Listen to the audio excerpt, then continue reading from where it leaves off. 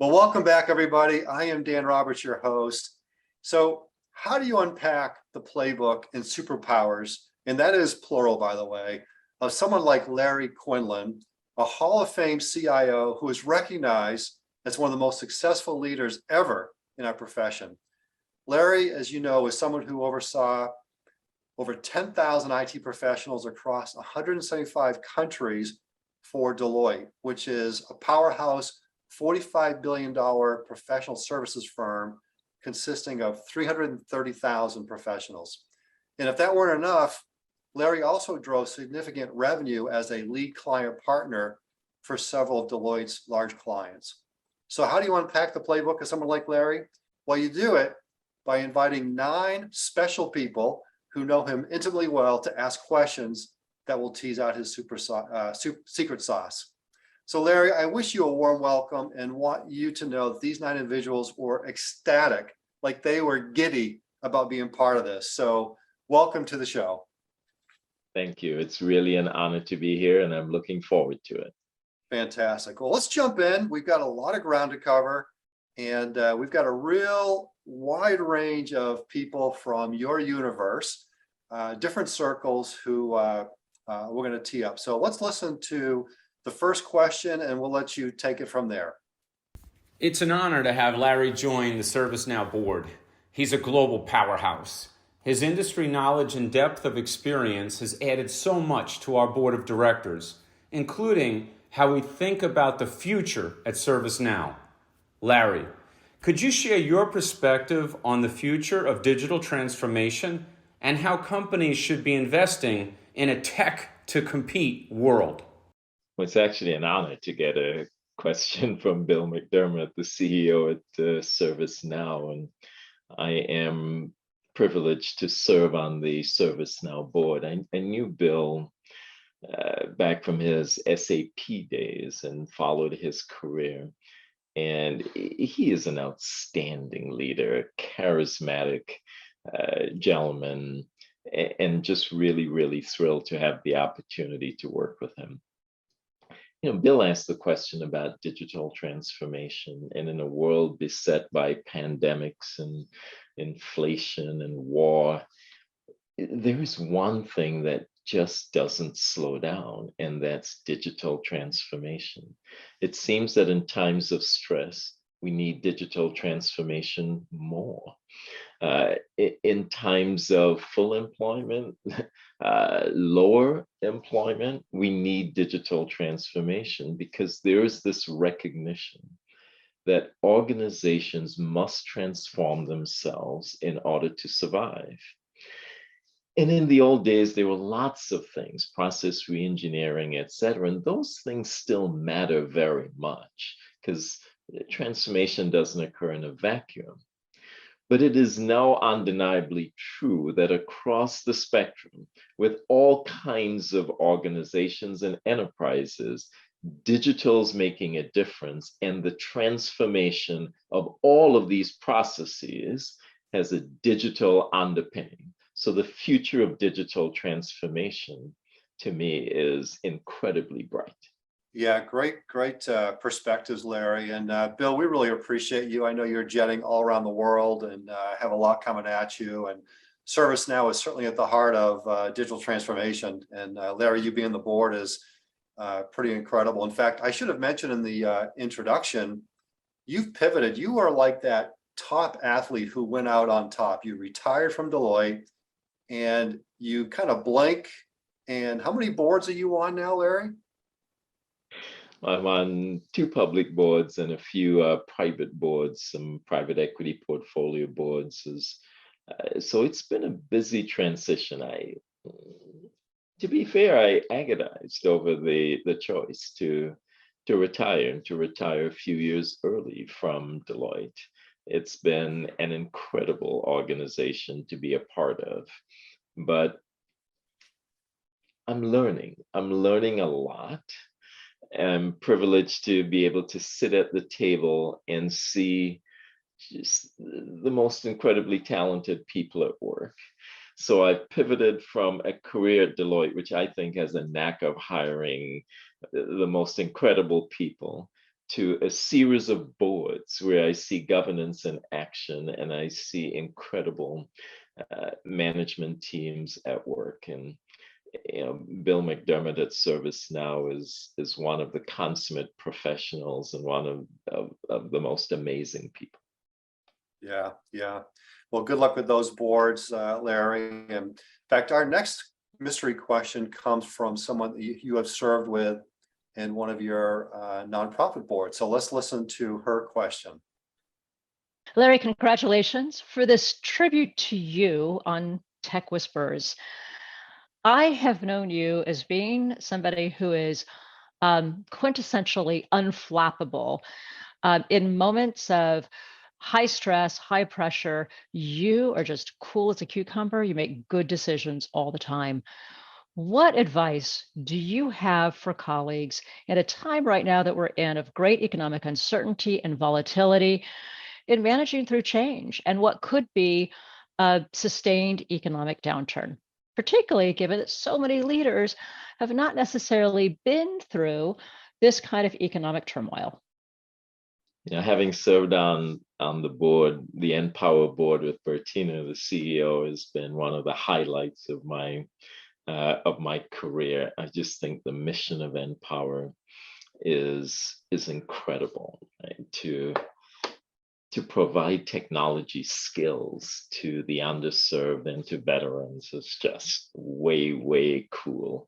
And Bertina is just one of those authentic leaders who drives the organization forward. And I'm really thrilled to have had the opportunity to work with her. And now I chair the Empower Emeritus Board.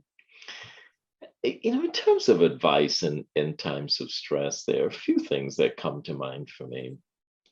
One is you got to be known for something. I like to say you got to be famous for something, right? What is it that people think about when they talk to you, Google you, etc.? And we have to leave a mark. We have to leave a footprint in the sand, not because of arrogance, not because we just want people to know who we are. But I think it's the most effective way of affecting change when people really know that we are famous for this thing, that we have put blood, sweat, and tears into it, that we understand it, and that we have a passion for making change. And that's the second piece of advice that I would give. Never lose that passion for change. Yes, we get hired for our skills, but nobody hired us for our skills only. People are counting on us as leaders to affect change. All of the communications that we do are designed to affect change. All of the transformation we talked about is designed to affect change. The reason we were put into these seats that we're privileged to sit in is to affect change. So being famous for something and being capable of effective change, of affecting change with a passion, I think is critical. Powerful. Larry, what would you say? We've got up and coming leaders, in addition to board members and C-suite leaders around the world who are listening to this. What would you say to those who say, well, I'm not a Larry Quinlan. I'm not a Bill McDermott. I can't be famous for something. How would you respond to that? Everybody can be famous for something.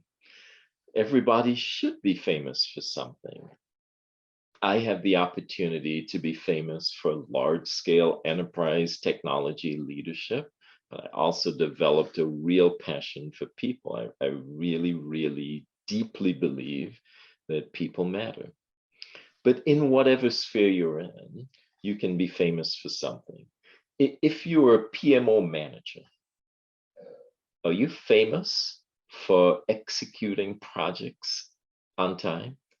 Are you famous for getting people to be able to come together and work together in a way that isn't quite the same when you're not there? If you're a developer, do people look with admiration at the work that you produce? Or are they frustrated by what you do?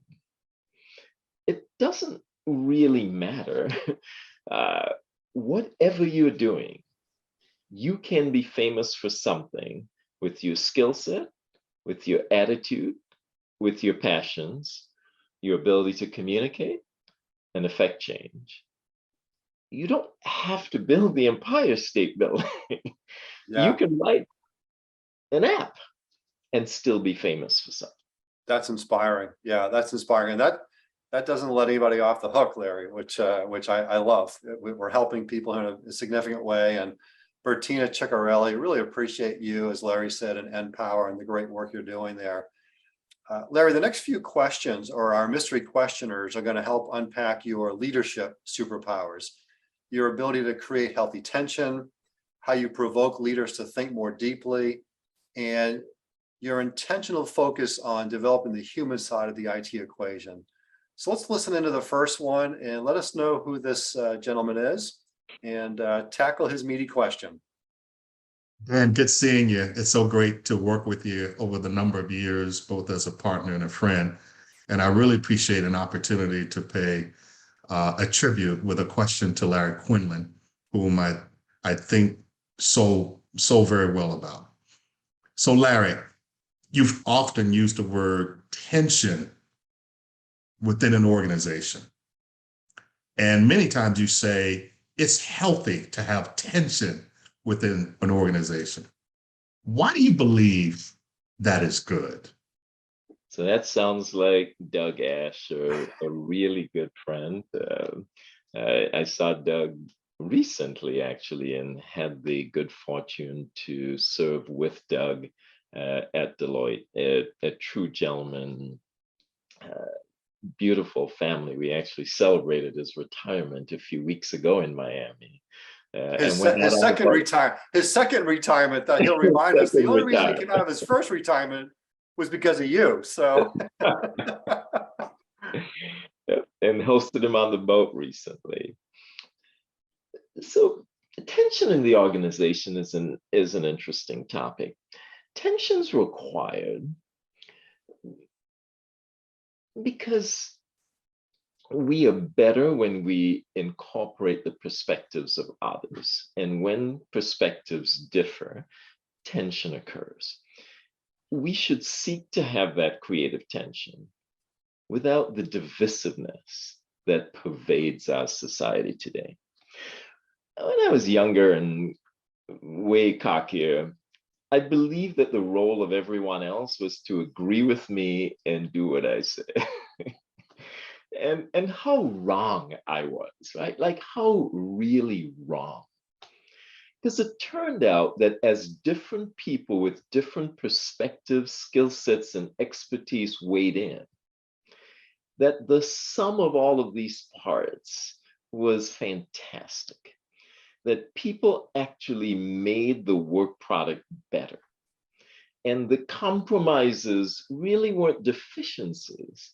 They actually turned out to be improvements on the thinking.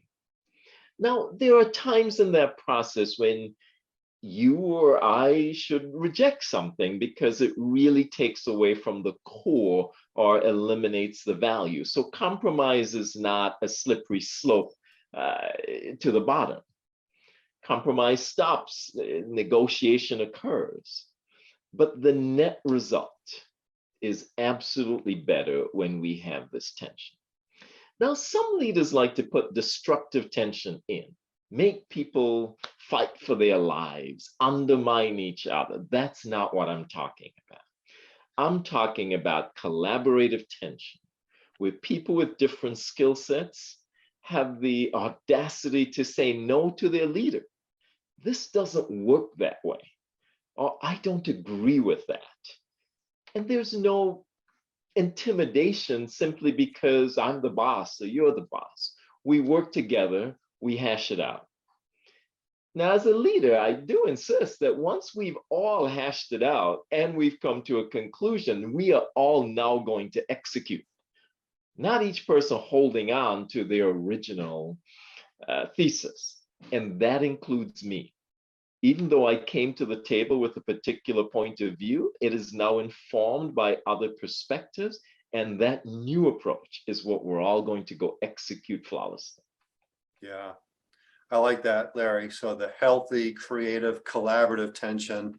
I mean, you're the master at that. You're the master at getting people to get to a better place and keep it very, very healthy. And thanks to Doug. I mean, Doug in his next chapter is going to do amazing things too. Can't wait to watch what he's going to do and his work. Certainly a gentleman with I would say grit and grace. He has that great balance of walking that line.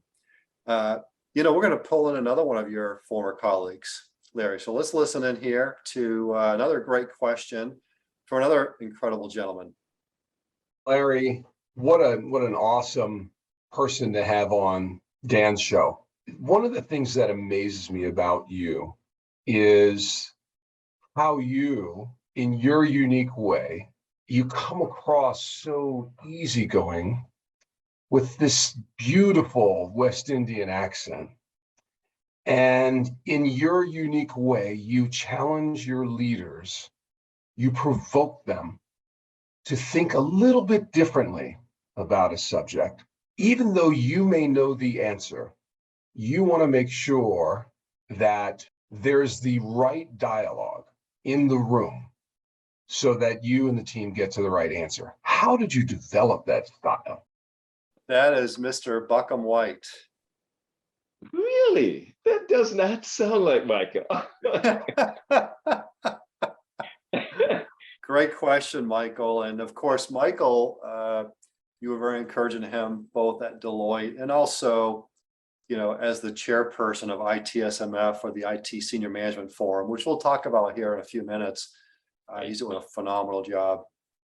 It's been a true pleasure to work with Michael Buckham White, both at ITSMF and at Deloitte. I was really pleased to see him join Deloitte. I thought he just upped our game in a number of different ways. Really pleased to see him become the chair of ITSMF, and the organization has blossomed under his leadership. So really, really thrilled to be able to work with him and to meet his family, such incredible, successful people.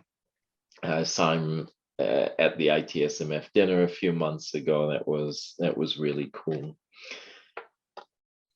The whole notion of working with people, getting them to yes, I think stems from a true caring for people and what they think. And I mentioned that earlier in my career, I thought people's job was just to agree with me. And I learned fast.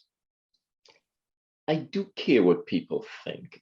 I sit in rooms sometimes. We were in a restaurant. There was a group of us guys and we were talking. And one guy was like, I don't care what people think. I do my thing. Right. And another person was similarly inclined. And I kind of realized that I actually cared what people think. And I actually care what they think about me. And it bothers me when it isn't right. I care about their input. I care about what they're trying to accomplish. I care about getting to a win-win. Now, there's a limit to the caring, just as there's a limit to collaboration. At some point, you cannot let what every single person thinks of you determine your actions. But it absolutely impacts me. I process what each person's telling me. I think about what they're saying. At times I have to come to the conclusion that this is wrong, or I can't do that, or I'm not inclined to do this. But it impacts me. I feel. I remember being in an elevator in Deloitte once in New York, and there was one of our junior consultants just complaining about something about technology, and that bothered me for a week. They didn't know who I was. They were just talking. And it bothered me. And I went back to our team and we wanted to fix this.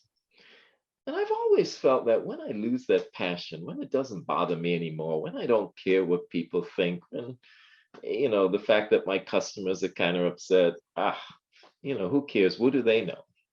It's time for me to get out. I've always cared.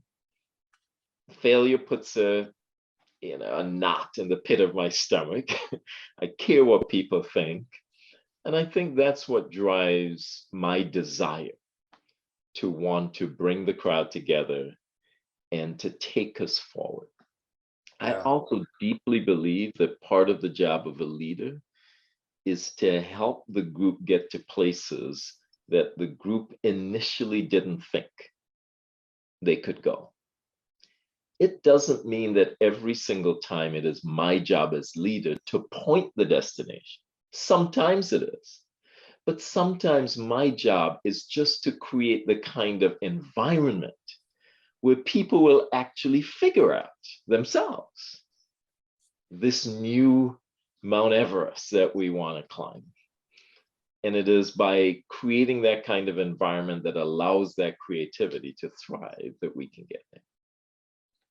We're getting an executive MBA here today, Larry. I really appreciate this. And thank you, Michael, for that question. And I like the idea of provoking that kind of decision making. We have one more great question from someone who is pretty close to you, Larry. So let's listen in and tackle this last question around your leadership superpowers. So Larry, I know development of people is important to you, and you do it in such a quiet and impactful way, such that people don't always understand the true insight and impact till years later. Can you talk a little bit about the intentionality that you have around developing others? Michael Robinson's a true friend. He and I go way back. We spent so many nights in Broadway together with our spouses and hung out in a number of different countries even. Really, really an honor to be Michael's friend.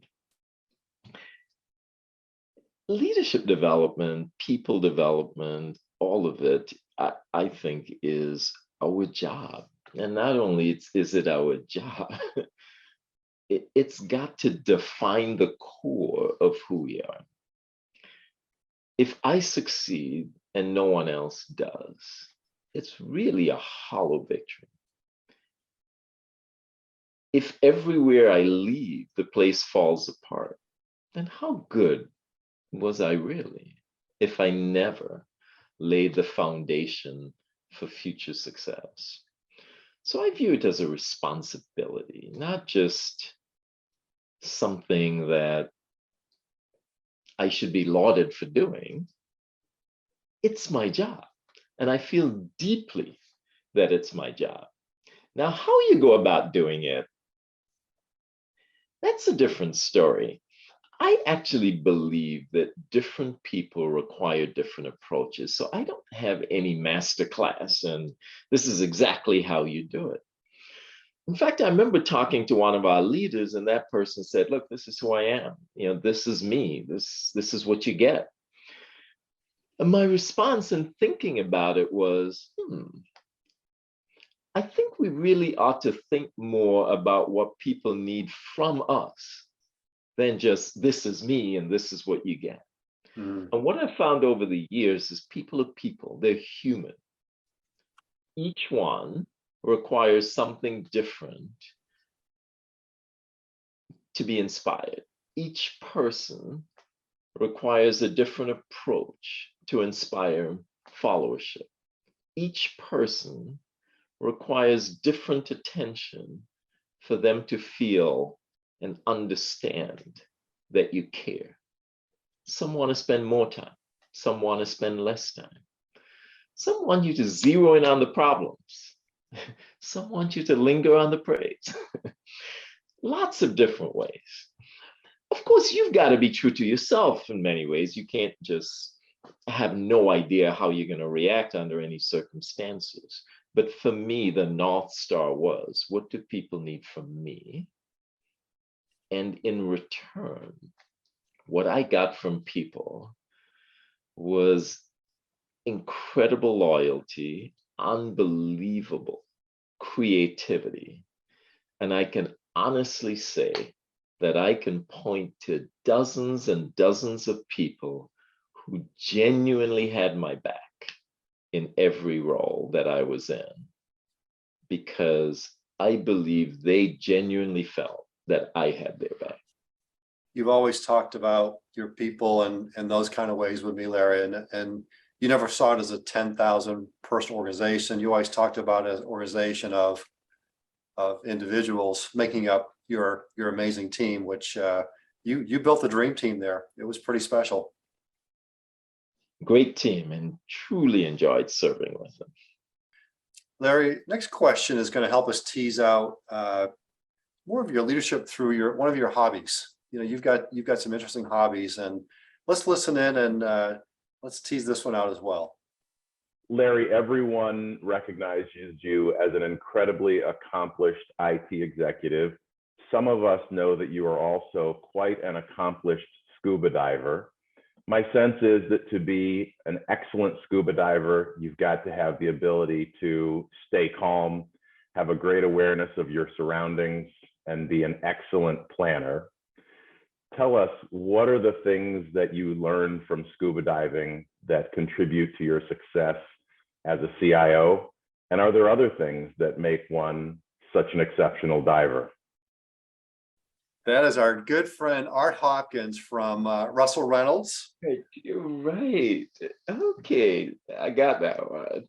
So truly a privilege to have worked with Art and just known him as part of ITSMF and his current and previous organizations. A real quality guy. A heck of a family man as well. He just talks with pride about his family in an incredible way. I love diving. It's so peaceful underwater, and the phone never rings underwater, which is pretty cool. I used to joke at work that I like diving with sharks because it prepared me for the real world. It was more of a jest than anything else, because while there's certainly some predators in the real world, I tend to think of people mostly wanting to do the right thing, but needing the right environment to do it in. But diving requires a number of things. For me, and this is kind of weird, diving for me requires self-doubt. I never want to get so comfortable that I know it all. I know what to do. I'm just going to jump in the water and go. Even though I've gone diving hundreds of times, I always have this moment of doubt. Did I turn on my air? Is my equipment working okay? Who's my buddy? Do I know them? You know, what's the wind look like? What's the current look like? Is there a danger? Can I get swept away? Right? All of these things go through my mind, and the heart beats a little faster. And I don't think of it in terms of fear. I think of it as healthy. It puts me on edge. It makes me think about the dangers. It reminds me that I am mortal. It reminds me that I need to pay attention. It pushes that arrogance of having done it so many times out of my mind in a way that I am now ready to experience something with heightened awareness. And for me, leadership, service is just like that. You show up for work every day. You've been in the role for years, and you just think you know everything. And somebody shows up, and they're 4 levels below you, and they have an idea or something you never thought of. You just dismiss it out of hand. What could they know? And for me, it's that preparation. It's thinking about, what are the challenges? What are people saying? Am I really listening to them? Just as I think about which direction is the wind blowing before I go diving, well, what are people really saying? Am I attuned to what they're saying when I go into a meeting? Did I come off just too arrogant in that meeting? Was I really listening? The favorite one. Did I just do emails throughout all of their stuff and they're now crushed? Because I thought I was just way more important than them. So I just needed to do all my stuff while they were anxious to have, their moment in the sun. So all of that preparation for diving, taught me that it wasn't so much the mechanics of it. You master those. It's the mental preparation of not getting too arrogant. It's the same as that mental preparation of learning to listen to people, of learning to care, of learning to get feedback, of learning to understand how you just came across to your people or your customers. That's really, really important. And that's what I learned from diving. Yeah, that focus really keeps you sharp. Doesn't let you get sloppy. Yeah, it's not fear, it's healthy. That's powerful. Great question, Art. Appreciate that. And Art also is on the board of ITSMF, which you and I are very, very involved in. So appreciate him. Let's listen to our next question, Larry. Got a good one here for you that I think will resonate on many levels. So let's listen in. Larry, do you remember when you were head beggar in chief for ITSMF, the premier national organization committed to increasing the representation of Black technology executives? I certainly do. And while serving in that role, and even beyond, you always, in addition to Deloitte's give, made a personal contribution. Why do you give personally?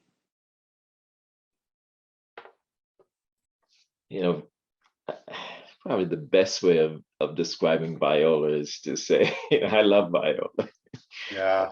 I think she is amazing.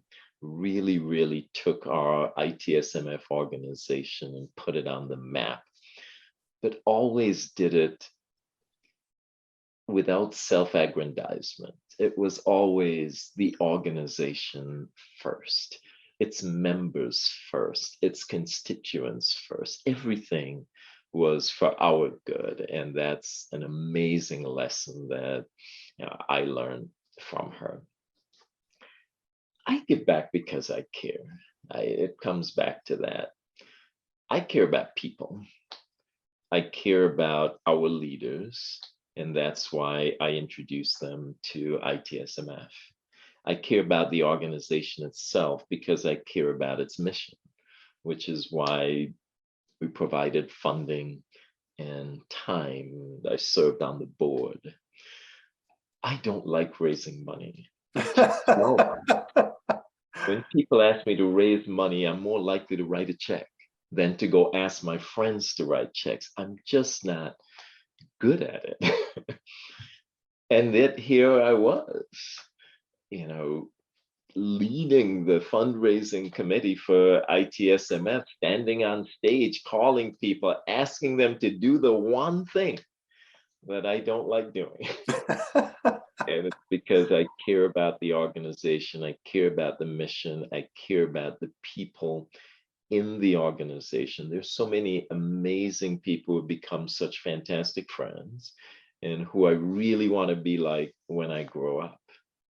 But even beyond that, it's what the organization has done for the next generation.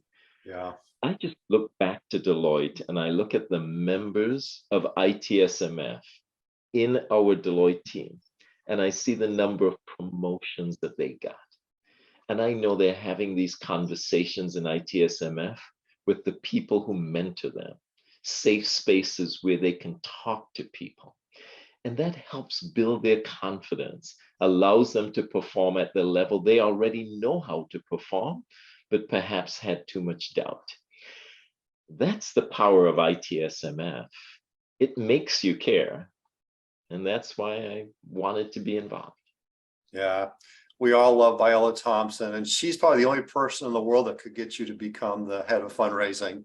And appreciate her very much and all that she's done. The organization, for those of us who know ITSMF well, we also know it stands for It's My Family.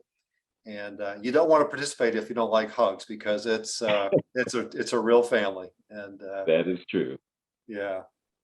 Just a quick break. I've got two more questions for you, Larry, but we've heard about how generous you are with your time, your talent, your treasure.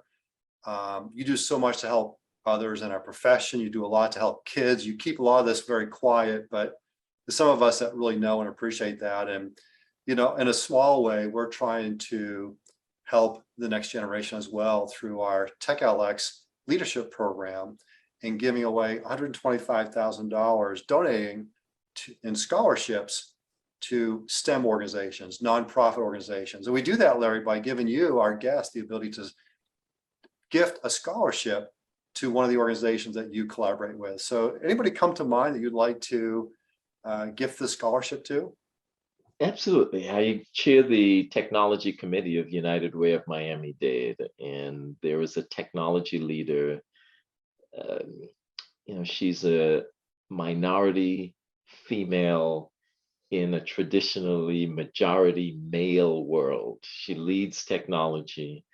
Of course, the mission of United Way for a community like Miami is so incredibly important. I would love to see her experience the leadership development program. So I'd like to sponsor United Way of Miami. That's outstanding. Very excited about that. And we will connect with you and connect with her. And it's a 9-month cohort-based program. She'll be with peers around the country. So this is exactly why we do this, Larry. So thank you for that. Great. We have two more special guest questions, Larry. And before we let you go, and let's see if you recognize these voices. So let's listen into the next one. People with busy jobs always talk about how difficult it is to balance personal life with business commitments. Growing up, you traveled 5 days a week, which some may have worried might have put a strain on our relationship. However, because of how intentional you've always been about making time for me and my sister, this has not been the case. What advice could you offer to other busy executives so that they can feel confident in balancing their personal lives with their jobs? You recognize that voice, Larry? It'd be really embarrassing if I got that one wrong.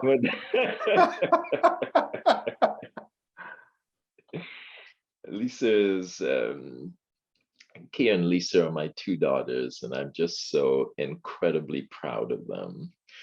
And not just because of their accomplishments, which are many, but just because of the young ladies that they have become. I am so proud to be their father. I spent the last week in St. Kitts with Lisa, just got back yesterday. Nice. And actually, I'm in Houston today, going to have dinner with Kia, the older one. Fantastic. I thrive on seeing them. In fact, when they left for college many, many years ago, we developed a routine that, hey, every Sunday I talk to them. We'll text during the week or talk if we need to, but every Sunday, whether we need to or not, we'll talk. And once a month, I try to go find them wherever they are to have dinner. So Kia is now starting her medical residency here at Baylor University, Texas Children's Hospital. And she started 2 weeks ago, and here I am. We're gonna go have dinner tonight. But it's been an absolute privilege to be their father. They've taught me so much. I don't know. I don't have a script for how to do this. Certainly my personal life, it has its ups and its downs like many other people. But I go back to the fact that I care. I deeply, deeply care about the girls and their well-being. And I so much want them to succeed, but I want them to succeed at what they want to succeed in. I don't have a blueprint that says you must be X or you must be Y. I really do care about their happiness. These traditions of talking every Sunday or visiting every month for dinner wherever they are, I don't think we're born out of a desire to be a wonderful dad. I think I just get so much out of associating with them that I just want to. Right? So you could almost say it's just as much for me as it is for them. And I think that's the beauty of it. I enjoy being with them, and I want to do whatever I can to be with them as much as I possibly can. That's pretty neat. Well, you, Michael Buckham White pointed out to me that you are one of the most traveled people in the world for many years. So you probably slept more nights on a plane than you did in your own bed. And her question resonated with me. And so I really appreciated that, Lisa. And so our last question does come from Kia, your other daughter. So we'll take the surprise out of it. Not that you needed it, but let's listen into that. And as you answer her question, I'd love to have you do so in the overall context of how you frame your overall journey, the story of Larry Quinlan. So let's listen to Kia's question. One of my favorite pieces of advice that I remember from you ever since I was young was that people matter and that relationships and people are so important. Where did that philosophy of yours first come from? And how has that philosophy evolved throughout your career? I think this philosophy evolved. I don't think I started with it. I started as I've said before, young, cocky, thought I knew so much stuff. And over the years, I'm glad I had the self-awareness to understand how much people brought to the table, how much they made me better, how much I needed people, even when maybe I didn't want to hear what they were saying. So that was an evolution. I don't think there was just, I woke up one day and that was it. But I'm really, really thrilled to have had so many incredible people in my life. As I mentor people, I say these things. Sometimes they're cliches. People matter. You got to have relationships.